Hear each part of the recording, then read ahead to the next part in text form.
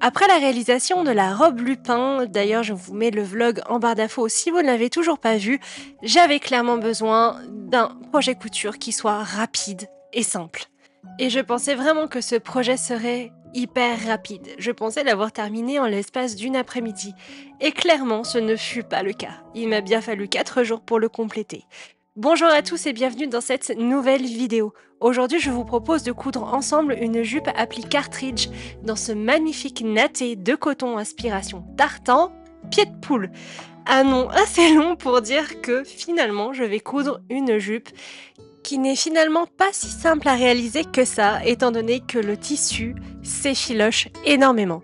Et l'une des raisons pour lesquelles je voulais une couture qui soit simple, c'est que la robe Lupin avait été très difficile à coudre, justement parce que le tissu s'effilochait tout le temps. Eh bien, ce ne fut pas le cas pour cette couture, car elle aussi s'est énormément effilochée. Mais c'était quand même un peu plus facile qu'une bourrette de soie qui passe son temps à partir en vacances. Et si vous ne connaissez pas ce qu'est une jupe appli cartridge, il s'agit d'une jupe plissée avec des plis non écrasés. Très populaire pour son effet bouffant au XVIe siècle sous le règne d'Élisabeth d'Angleterre, elle tomba finalement en désuétude sous le règne de la reine Victoria dans les années 1860. C'est une jupe très structurée à la taille qui ne nécessite aucun patron, seulement quelques calculs. Déterminer quelle largeur de tissu exactement on va utiliser et calculer ensuite la réduction par rapport à son tour de taille et déterminer également la profondeur de chacun des plis.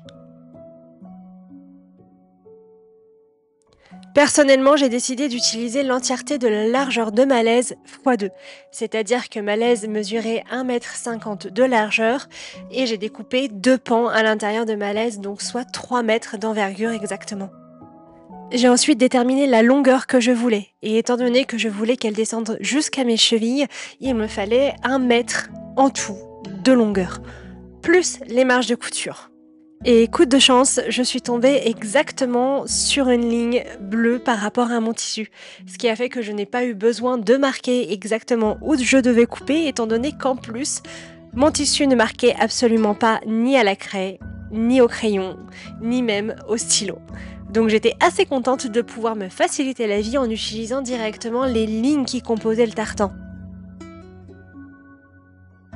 Et pour la découpe de mon second rectangle, même si je savais que c'était juste une question de centimètres, j'ai quand même voulu vérifier, voir si, avec le premier pan, tout concordait, notamment au niveau des raccords. Je voulais absolument qu'il y ait le maximum de raccords possible, même si c'est un tissu qui bougeait énormément et qui se déformait légèrement. J'avais besoin quand même de vérifier si tout correspondait ensemble. Et c'est ce qui est plutôt magique lorsque l'on travaille avec des formes géométriques, comme ici des carrés et des rectangles, puisque l'entièreté du motif n'est pas identique partout, c'est qu'il est facile de pouvoir retrouver les mêmes répétitions constamment. Donc ça aussi, ça m'a énormément aidé, ne serait-ce que pour passer les fils, mais cela, on verra un peu plus tard. Et donc, une fois mes vérifications faites, j'ai découpé mon second pan pour ma jupe. Et comme vous le voyez, c'est un natté vraiment différent de tous ceux que j'avais déjà vus.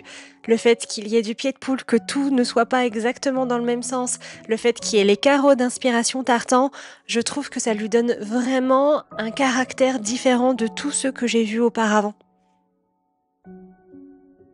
Et comme c'est un tissu qui bouge énormément et qui se déforme, j'ai préféré plutôt que de l'épingler directement sur mon mannequin, de les poser sur les épaules.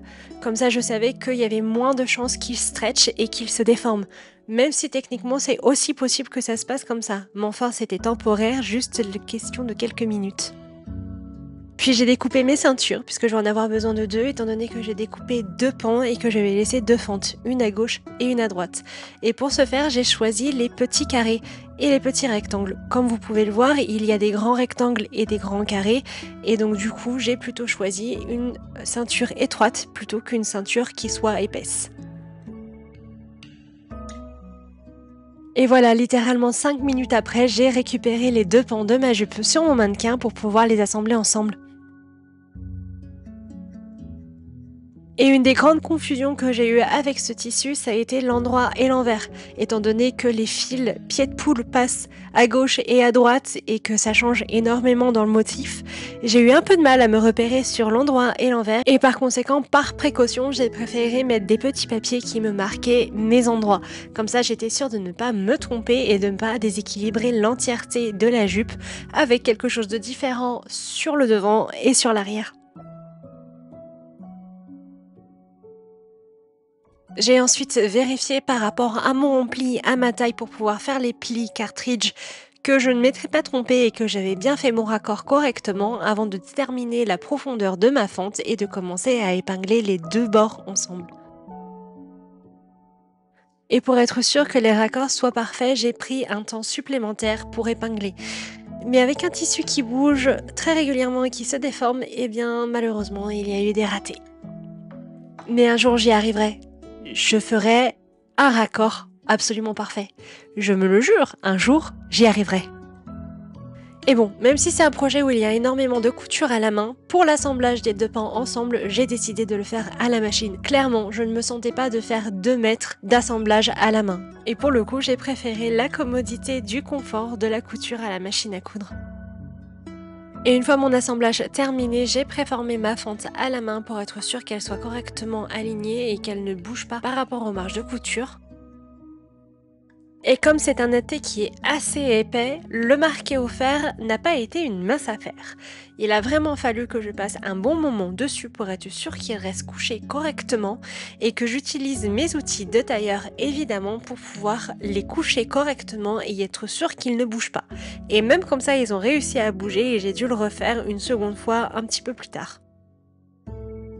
Et pour le reste de la piqûre, j'ai tout simplement ouvert mes marges en couture ouverte. Étant donné que j'ai gardé la lisière parce que la lisière ne s'effilochait pas, je n'avais pas besoin d'avoir une finition particulière pour le reste de la piqûre au niveau des deux côtés. J'ai ensuite replié ma ligne de taille qui va me permettre d'avoir des plis bien définis. Puis j'ai passé un coup de fer rapide pour pouvoir bien marquer le pli et qu'il reste en place. Puis j'ai eu la visite d'un petit chat qui était très intéressé par ce que je faisais. Vous ne la voyez que peu dans les vlogs, je crois qu'elle n'apparaît seulement que 2 ou 3 fois. Parce que c'est un chat qui est malade et qui bien souvent reste à dormir dans le canapé parce qu'elle est très médicalisée et que du coup elle a très peu de temps d'éveil. Si mes chats techniquement parlant n'ont pas vraiment le droit de venir se coucher sur mes coutures pour des raisons évidentes, tissu, griffes, ça ne fait pas bon ménage. Je n'ai vraiment mais vraiment pas eu le cœur de lui dire de descendre. Et de toute façon, c'est également vrai pour les deux autres. J'ai très rarement le cœur de leur dire de descendre immédiatement, je ne peux m'empêcher de leur faire un petit câlin. Bon, du coup, je ne suis pas vraiment respectée par rapport à mes consignes, mais en même temps, comment résister à ces bouilles? Aliénor est un chat que nous avons récupéré sur notre toit alors qu'elle avait tout juste 2 mois et demi. Et ses ennuis de santé ont commencé quasiment immédiatement, avec quelques petits accalmies pendant quelques années. Mais il y a 2 ans, elle a été très gravement malade. Nous avons failli la perdre parce que les vétérinaires que nous avions vus, 13 quand même, c'est beaucoup, n'ont pas décelé la maladie qu'elle avait. Et nous avons été obligés de l'emmener à l'ENVA, donc à l'école vétérinaire d'Alfortville, pour pouvoir essayer de la sauver. Et ce n'est qu'à ce moment-là que nous avons su quelle maladie elle avait et qu'elle avait toujours eu en fait. Et nous avons également une suspicion d'une autre maladie qui s'appelle la maladie de Cushing, qu'elle aurait développée justement parce qu'elle aurait reçu beaucoup trop de corticoïdes pour pouvoir essayer de soigner des maladies qu'elle n'avait pas en fait. Parce que celle qu'elle avait, personne ne l'avait détectée. Mais absolument personne sur 13 vétérinaires. Et en plus, c'était une maladie qui se soignait très bien, puisque c'était un champignon qu'on appelle la malacésia, et qui est assez courant chez le chat, mais qui a tellement dégénéré chez elle qu'il a fallu 6 mois de traitement intensif. Alors qu'en réalité, seulement une semaine d'antibiotiques aurait suffi à la guérir. Si seulement les vétérinaires que nous avions vus avaient été compétents et avaient fait leur travail correctement.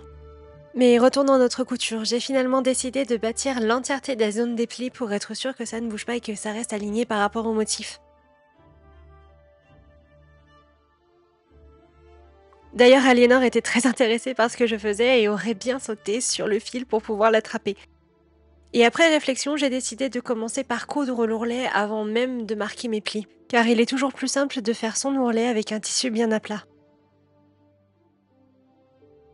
J'ai également fait un second ourlet au niveau de la zone, là où je vais faire les plis, pour arrêter l'effilochage du tissu et avoir quelque chose de bien propre. Et j'en ai profité pour coudre les bords au niveau de ma fente sur les côtés gauche et droite. Et voilà, enfin je vais pouvoir m'occuper de mes plis. Mais avant, il faut que je les marque. Étant donné que la craie de tailleur et que les stylos ne fonctionnaient pas sur mon tissu, j'ai dû utiliser le système D. C'est-à-dire que j'ai été chercher tout à tas d'épingles et je les ai placées à 1 cm de distance les unes des autres pour pouvoir marquer exactement ma ligne où j'allais pouvoir passer mes fils. Et une fois l'épinglage terminé, j'ai passé mon fil des plis. Alors j'ai choisi d'utiliser un fil blanc pour avoir quelque chose de contrasté par rapport aux couleurs de mon tissu. Mais ensuite, je l'ai remplacé par un fil noir pour être sûr qu'il ne se voit pas sur l'endroit.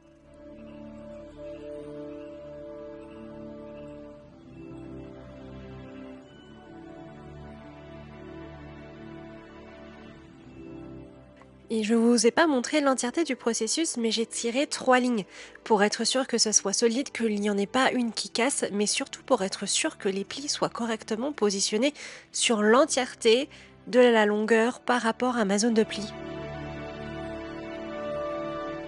J'ai ensuite formé ma ceinture au fer.